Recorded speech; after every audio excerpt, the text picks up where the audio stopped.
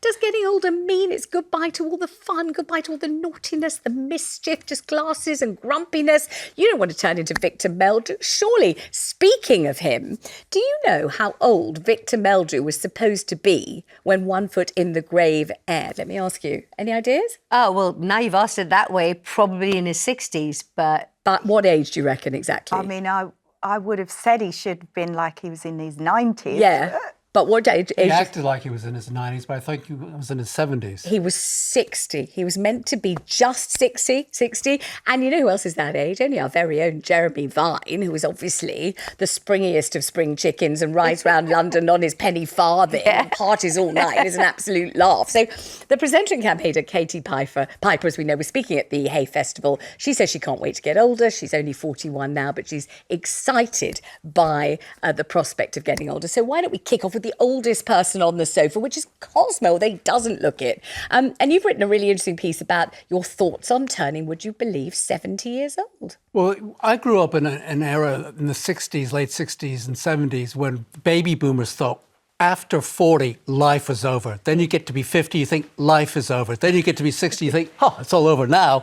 But you know what? It isn't, and it's up to you to make it good. Since I've turned 70, my life is better than ever. And as I get older, I enjoy life much more, and I'm having a better time. It's really down to the person how you decide to live your life. I mean, we have got a picture of you, I think, in your 20s, just so we can compare and contrast. This is the young... Gosh, wow, you look like a starving poet. I was a starving journalist. Absolutely fabulous picture. I mean, you look a bit like... Who does he look like in that picture? A bit like Robert Carlyle or Timothy Chalamet, people are shouting in my ear. You're too kind. You look fabulous. I'm going to come on the show more. So tell me how you avoid sort of getting into that rut, which is, I've reached this age now, there's nothing for me anymore. It's a set of cliches. I think we're sort of conditioned to think that you have to stop and grow up and stop having fun after a certain age.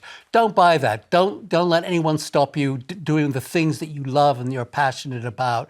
They say, you know, age is just a number. I used to always say, yeah, it's the wrong number after 60. But that's not true.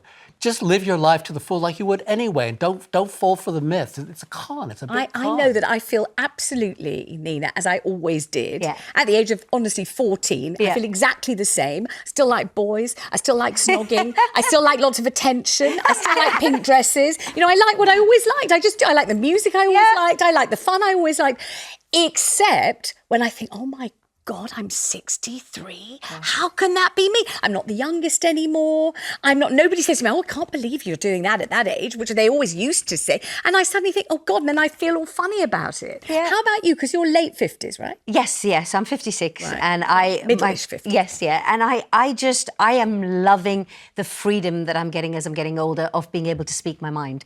I used to always be a bit nervous about speaking up if something annoyed me or irritated me. And now, here you are. Look at you there. Oh, oh my goodness. How old do you reckon you were there in your 20s? I was 26 there, I think. Wow. 26 or 28, something like that. Yeah. But yeah, I love the fact that now I don't have any fear speaking up if something is just not right or I don't feel it's right. And it's very freeing. But I tell you, as an actor, you really feel your age is coming along. So I was always the youngest in any project I did. And then suddenly when I went into my 30s, I was playing mother. And when I was in my 40s, I was playing grandmother. And I'm thinking, okay, that happens really quickly now. So you feel it, because I think there's a thing about casting directors who go, oh, she's in her 50s now, so she can start playing 65, 70. I don't understand how it works, but that seems to be how it works. I don't understand how that works. No, because in my head, I'm 21. Do you feel as if your best years are still in front of you? Do you feel optimism? Do you feel excitement? I feel content with where I am. I feel like I'm, genuinely. I feel like, I mean, I'm a realist as well. I'm a realist, and I kind of know what's coming in terms of either health or this or that. So that side of me feels a bit, a bit of trepidation. But generally speaking, I'm actually content, and I'm quite enjoying what each decade is bringing me. That's a nice thing to say. Nicola, you're too young for this conversation. No, I don't think so. I don't think so. So I'm 43, and I've enjoyed all the ages, a bit like you say. Like, I've really enjoyed it, and I don't have that thing that you have where I'm getting more outspoken as I get older. I'm just always outspoken. That was never your problem. Mixing your words was never your issue. Never my problem. No. And I just think that I just live life the way I want to, and I always have done, and I think I always will do. So, like, I enjoyed my teens, I enjoyed my 20s, I enjoyed my 30s. They all come with like more hardship than I'm getting in my 40s. So I'm hoping it's just going to get better. Right, let's take what looks to me like a fabulous call. It's Joy Saunders in Cornwall. Joy, I hope you won't mind my telling everyone you're 95 years old and you're still very busy teaching tap dancing. Yes, I am. Well, what fun! Yes. What great fun! It is great fun. And tell me about energy levels and tell me about enthusiasm levels. Oh, we can see you doing it right there on the screen. Oh, my gosh. Wow, I would have said you were about 55, not 95, Joy. Oh, I feel 55, yes. I don't feel 95, but I am. And tell me about the secret of staying enthusiastic and positive and, looking forward to life. Well, you don't have to give up. You just keep going. Whatever happens, keep going. I've had 2 new hips, and I was only out of action for a little while, and I was back to dancing quite soon. Gosh. Fortunately, I had very good surgeons who gave me 2 wonderful hips, and they're still working. You're amazingly springy, though, Joy. You're just leaping into the air. I don't think I was ever that springy. Joy, I think I'm going to take up tap dancing after your example. You're a great advert for it. It's lovely. It's not easy, but the beginning steps are quite easy to do. Right. And I absolutely love it. And I love teaching.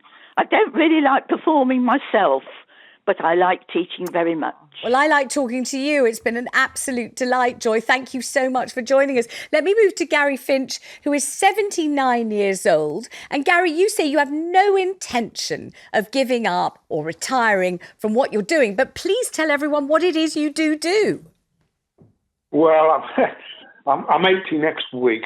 I've been in mountain rescue in Cleveland Mountain Rescue Team for 54 years, coming up 54 years. And they're still using me. I don't go out on the hill, but I do go out on call-outs and operate a radio and do various other things. So I'm still useful. And just tell me about the fact that you have to be, don't you, super fit and incredibly kind of physically resilient to do a job like that?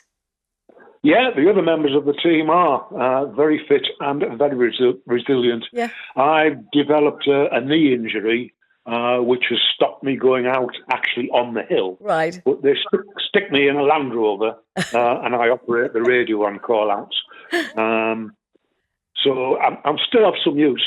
And tell me about enjoying life. I mean, obviously this is what you do and it must make you feel incredibly fulfilled and also terribly relieved when you do actually rescue somebody.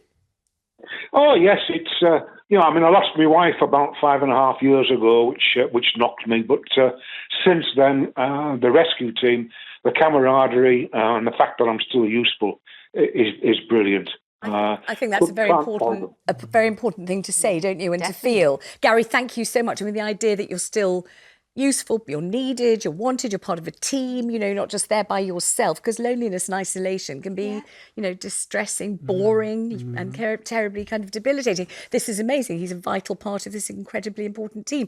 Let's now speak to Minette Bailey, who just happens to be 103 years old and last year became the oldest skydiver in Britain. Minette, hello. I'm so pleased you had time to fit us in today. Thought you might be jumping out of an aeroplane or something. That's a one-off. That's a one-off. I can't be doing that again. But it was a good call. What made you decide to do it, Minette? How nervous did you feel? No, I wasn't nervous. I mean, I really wasn't nervous. And I was there to enjoy myself and make as much money for the charities as I could. And describe the sensation of leaping out into the wide blue yonder like that. How did it feel?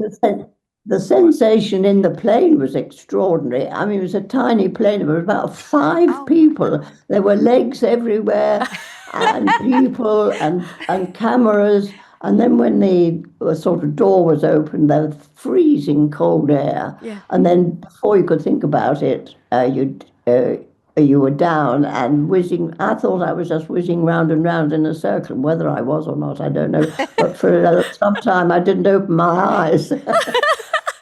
I need to know, Minette, do you have any other intrepid adventures planned? Is there anything else in the diary that you're going to be getting up to?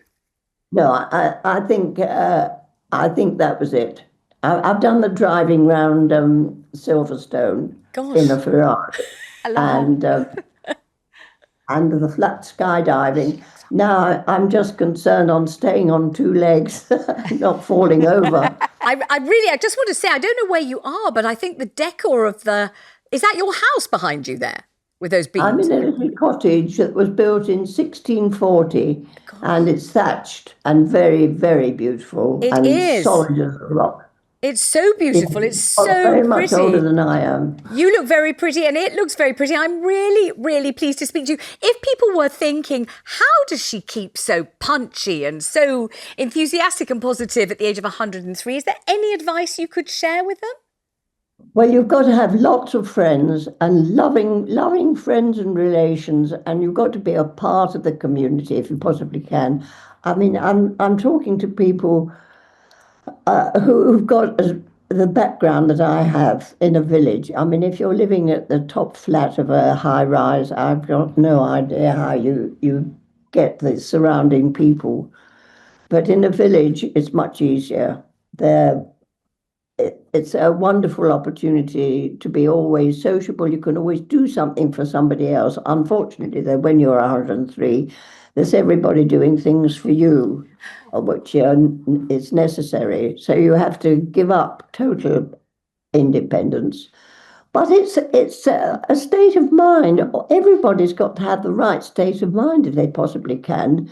Positive, not so much always looking forward to the future. You've no idea what's going to happen in the future. Just deal with today. That's enough as far as I'm concerned. Well, I think you're fabulous to talk to, and it's been an absolute education just looking at you and talking to you. Thank you very much indeed for fitting us in today. It's been a real delight. And actually, Cosmo, it's pretty much what you said, isn't it? About The state of mind. Yeah, state of mind. And you've how got to feel. make your life work and make it by having the right attitude. It will follow through.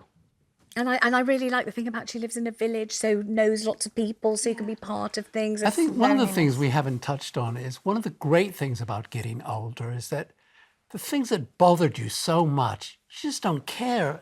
You just let the small stuff go, and things that irritated you, and you're just like, why bother? And it's a relief not to be always irritable and grumpy. I used to be like that. Some people say I still am like that, but I've managed to let go of a lot of those stresses and over pettiness, and life just gets better when you learn. Let's bring in John. Now, John is in the West Midlands, and I'm going to start by saying congratulations, John, because something incredibly exciting is happening in just a fortnight's time. Tell everyone what you're going to be doing. Well, Vanessa, I'm going to get married for the first time in my life. And Whoa! it'll also be the first time for for the bride to be as well. I'm currently 65 and she's 61. Wow. We started a relationship just under 2 years ago. Yeah. And she's such a fine woman. She's just beautiful. Oh, how And nice. I decided, I wanted to spend the rest of my life with her because I feel like I've met the right person now. This is absolutely brilliant. So what is it about this particular woman that it's taken you all this time to find? What were you searching for that she's got that you couldn't find with anyone else? I wasn't, to be honest, Vanessa, I wasn't really searching. Prior to that, I'd spent like upwards of 15 years as a single person, living a single person's life on my own. Yeah. But then we just messed when we got involved. And we'd laugh every day. It's just medicine to me. We laugh every day. I can talk to her about anything. She's really easy to talk to. We've never argued. We love doing the same things. I couldn't have asked for a better match if I'd have wrote it at least down. Cool. This is so romantic. This is absolutely brilliant. Tell me about the wedding. What sort of a wedding are you going to be having? Well, it's going to be a white wedding, and it was my choice. Elaine would be happy just to go to a registry office. Yeah. Without all the fuss, but I wanted to go traditional. So we've kind of we've mixed and matched what she would like and what I would like to make a perfect marriage, hopefully, to suit both of us. I really hope you will send us a picture or at least some footage from someone's phone or something, because I'd love to talk to you after the wedding. The two of you, first time wed at this stage of your life. I'd love to have you back on the show and just talk through how you felt on the day and stuff. Do you think you might want to do that, John? I'd love it if you would. Yeah, I've All right, not got a problem with that at all. Thank you so much. Have a wonderful, marvellous day and give the John. bride our love. Have a good good one. luck. Come on, how's that for optimism at this Love it. stage? I want to marry him. What a nice man. Gorgeous man. And also, what about the way they sort of patching up the wedding to make it the way that suits both of them? And that's the way to make it work, obviously, isn't it? Great start. Yeah, Really lovely. great. Let's go to, oh gosh, Janet. This is Janet in Leeds. Janet, tell us about this. Tell us about your first at the age of 63. What did you do? I got a tattoo. I mean, are you prepared to tell me where it is and what it looks like or not? Yes, yeah, it's on my arm. It's a dove of peace holding a little olive branch. I chose that because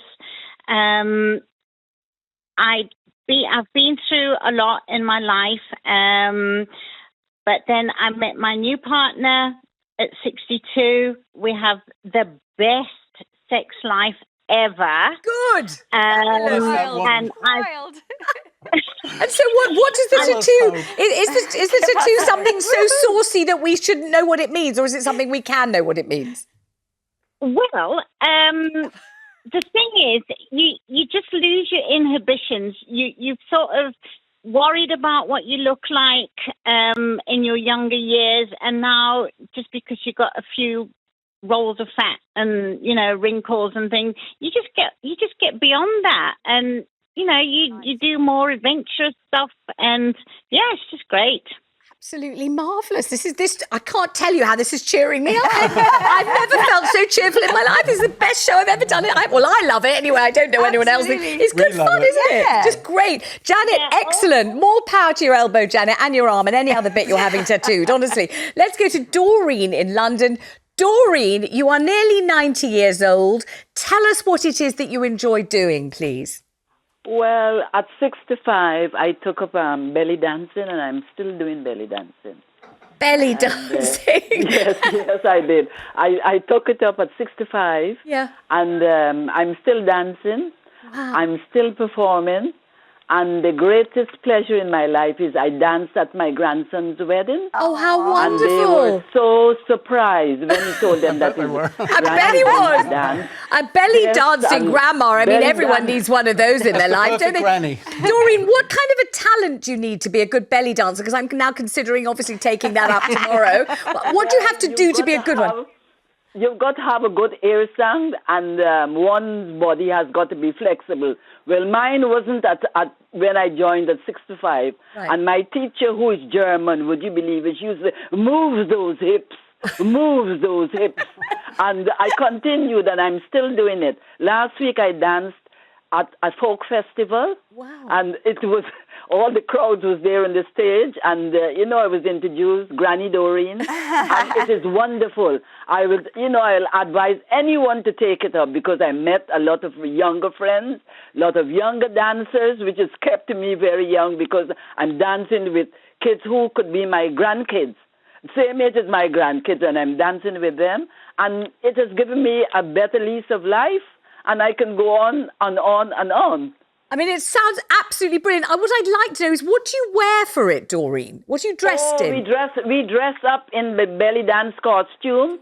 Yeah. Yes, we do. We dress up in the belly dance costume, and as I said, you've got to have a good ear for the music, because one dances with the sound of the instrument. Yes. You've got the corn, you've got the guitar, you've got the cymbals, you've got the drums. So one's body has got to listen. You have to have a good ear listening, and then one's body is moved to the sound of the music. So you've got to have a good ear, you've got to look good in the outfit, which you obviously look dazzling in the outfit, and you've got to have flexible hips, and you've got to be somebody that loves performing and loves other people and sociable. God, I might start practicing my belly dancing for my grandson's bar mitzvah. Don't you think that would be marvellous? I could bounce out of a cake, I could jump out of the cake in a belly dancing outfit. I say, well, Doreen's done it at her grandson's wedding. I can do it at the bar mitzvah, don't you think? I think it would be fantastic. Definitely.